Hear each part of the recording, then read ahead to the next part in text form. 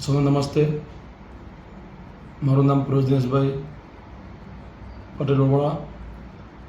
હું પોતે આપને આજરોજ મીડિયા માધ્યમથી સૌપ્રથમ હાર્દિક શુભેચ્છા આપું છું દીપાવલીની, તેમજ આવનારું નવું વર્ષ એટલે કે જે આપણે ન્યૂ યર નામથી ઉજવીએ છીએ, જે આપણે નૂતન વર્ષ અભિનંદન, તે નિમિત્તે હું મારા ગામના નાના બાળકો, વડીલો, ભાઈઓ, બહેનો અને આપણા તાલુકાના તમામ લોકોનો હું ખૂબ હૃદયપૂર્વક હેપી દિવાળી વિશ કરું છું અને નૂતન વર્ષ અભિનંદન એટલે કે નવા વર્ષની શુભકામના પાઠવું છું.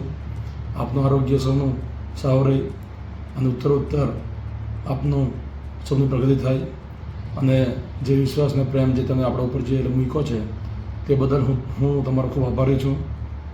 હું આપના મીડિયા માધ્યમથી આ નવા વર્ષમાં એટલું જણાવવા માગું છું કે જ્યારે તમે આપને એટલે કે જે ઇલેક્શનમાં જે વડોદરા ગ્રામ પંચાયતમાંથી હાઈએસ્ટ વોટથી જે વિજેતા કરી લાવ્યા છે, જે વિશ્વાસ મૂક્યો છે એના ઉપર હું હંમેશા અડગ રહીશ અને હું બનતી ટ્રાય કરીશ કે તમારા હર હંમેશ દરેક કામમાં હું સહભાગી થાઉં.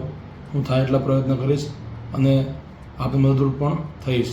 આપણે જોયું જ છે કે ટૂંક સમયમાં જેટલા થાય એટલા કામો આપણે અહીંયા આપણે ગ્રામ પંચાયતમાં પણ આપણે એમ કરતા છે અને આવનારા સમયમાં જે આપણને ઉમરગામ તાલુકા કોંગ્રેસ પ્રમુખનો જે હોદ્દો મળ્યો છે તે બદલ પણ હું મારા કોંગ્રેસી કાર્યકર્તા ભાઈઓ બહેનોનો પણ ખૂબ આભાર વ્યક્ત કરું છું. જિલ્લાવાસીનો, આપણું ગુજરાત રાજ્ય લેવલ ઉપર તમામ દેશનો જે બી આપણા નાગરિક છે એ સૌનું આપના માધ્યમથી આજે હું હેપી દિવાળી અને હેપી ન્યૂ યર કહેવા માગું છું. અને આવનારા સમયમાં જે આપણે વડોદરા ગ્રામ પંચાયત છે, જેમાં આપણે અભિયાન ચાલુ કર્યું છે સ્વચ્છ વડોદરા ટાઈપનું, એ અભિયાનમાં પણ અમે લોકો જેમ બને એમ સારું કામ કરીશું. તેમજ આવનારા સમયમાં નવી ઘણી બધી ગ્રાન્ટો આવશે, તેમાંથી બધા જ રોડ, રસ્તા, લાઇટ, પાણી, આ બધા કામો જે પેન્ડિંગ છે એ બી કરવાના છે.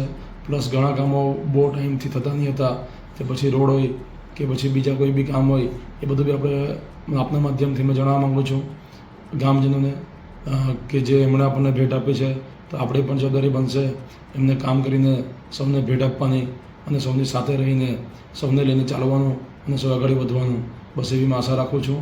અને આપ સૌનો ખૂબ ખૂબ આભાર અને ધન્યવાદ. જય હિન્દ, જય ભારત.